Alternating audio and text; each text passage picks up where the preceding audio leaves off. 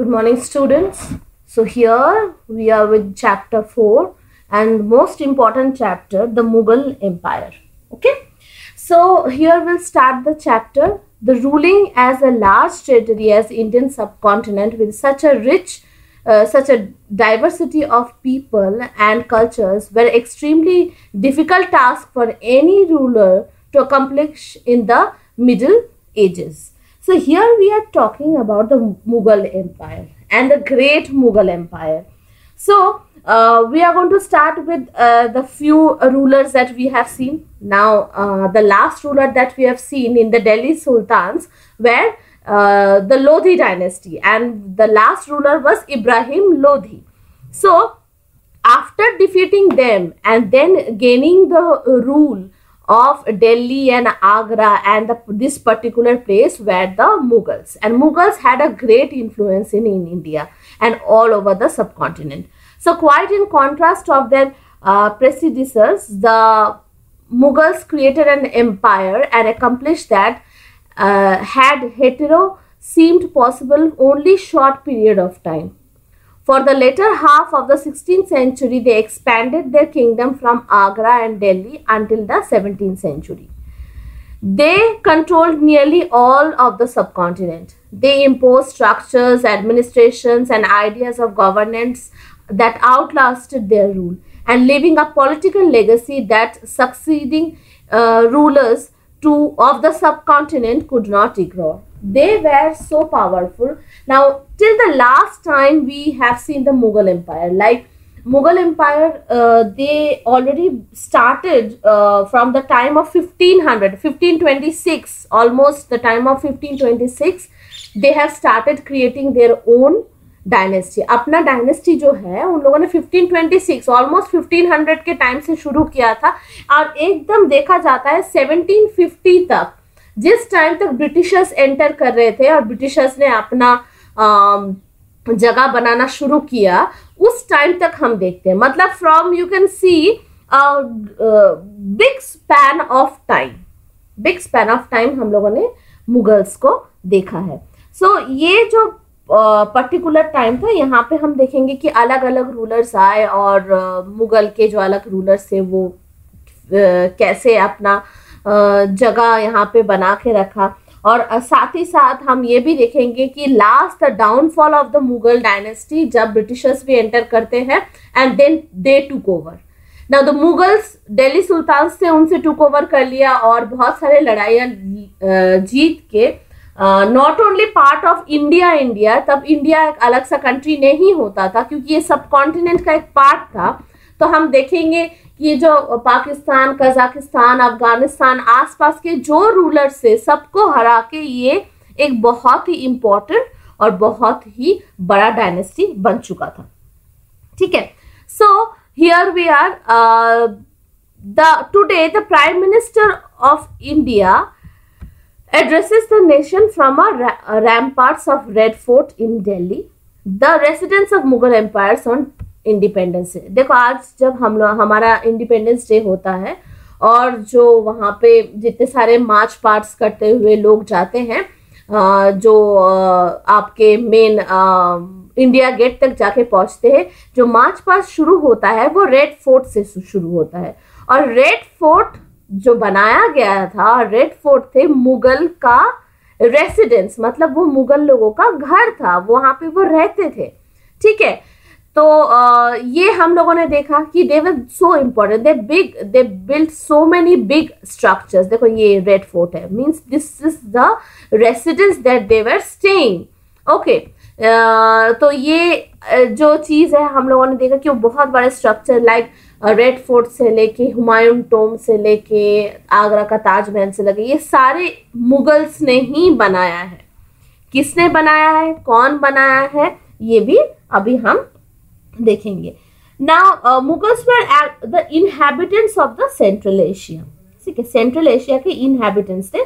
they were attracted by the richness of Indian subcontinent. उनको वो actually वहाँ के रहने वाले थे और उनको इंडिया का जो ये रिच कल्चर और रिचनेस है, यहाँ का सॉइल, यहाँ का वेदर, ये सारी चीजें बहुत ज्यादा भाग गया. So they wanted to trade.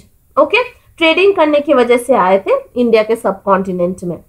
The Mughal is said to be that to be the period from the 16th century, मतलब 16th सेंचुरी से भी आगे लेके 18th सेंचुरी तक हम ये लॉन्ग जो रन है ये हम देख सकते हैं मुगल एम्पायर।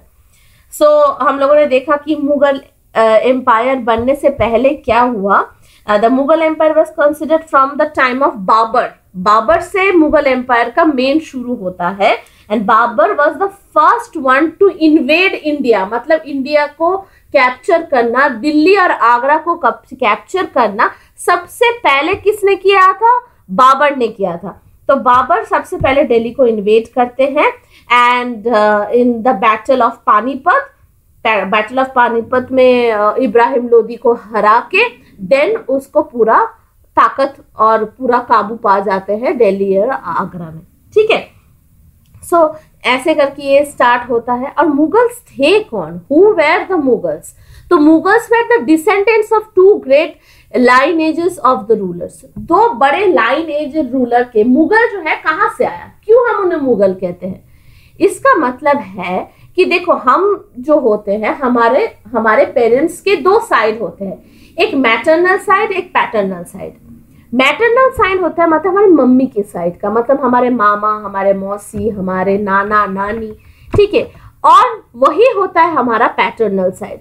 पैटर्नल साइड होता है हमारे दादा दादी, बुआ, चाचा, ताऊजी, ये जो होता है हमारा पैटर्नल साइड। तो मुगल्स के भी मैटरनल एंड पैटर्नल साइड थे।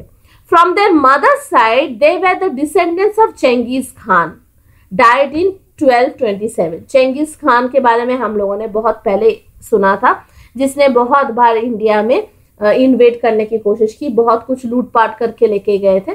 So he had a bad history of Genghis Khan, ठीक है। तो मदर के साइड से वो चेंगिस खान की तरफ थे। Ruler of the Mongol tribe. Mongol tribe मतलब मंगोल ट्राइब ऐसे कहते हैं, देखना आप अगर नोटिस करोगे तो जो मंगोल ट्राइब से होते हैं उनकी आंखें छोटी छोटी होती हैं एंड जनरली जिसको हम तिब्बतियन और चाइनीज लोग जैसे देखने में होते हैं वैसे उनके फीचर्स उस किस्म के होते हैं। So they were the Genghis Khan tribe से थे, चाइना एंड सेंट्रल एशिया उधर से बिलोंग करते थे। From their father side they were the successor of Timur. Timur एक बहुत बड़ा रूलर था, तो he was very famous. So the ruler of Iraq, Iran and the modern day Turkey, वो बहुत बड़ा रूलर था, ठीक है। However the Mughals did not like to be called as Mughal or Mongol. This is because Genghis Khan memory associated with the massacre of innumerable people. It is also linked with the Uzbeks of the Mongol competitors. On the other hand, they are the Mughals, where they wanted to call us Mughals, proud of their Timurid ancestry, not at least because they are the great ancestor of had captured Delhi in 1398. तो वो लोग क्या कहते थे कि वो अपने आप को मंगोल नहीं बुलाना चाहते थे, भले उनकी मदर की साइड मंगोल से थी लेकिन वो लोग हमेशा चाहते थे कि उसके फादर के साइड से उनको जाना जाए, क्योंकि तैमूर बहुत बड़ा सक्सेसर था।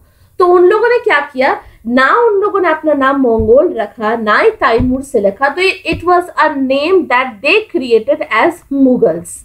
ओके, सो ये है हमारा actual history of Mughal. They celebrated the genealogy pictorially, each ruler getting a picture of Taimur himself. Take a look in the figure and somewhat like a group. ये देखो, they were the successor, ठीक है। तो ये हमारा actual जो चीज़ है इसको हम बता रहे हैं कि मुगल कहाँ से शुरू हुआ, कैसे शुरू हुआ, मुगल नाम कैसे आया, ये सारी चीज आपको फर्स्ट मैं एक छोटा सा जिस्ट बताना चाहती थी। So we will talk about the next about the military campaigns and about the different rulers of Mughal in the next topic.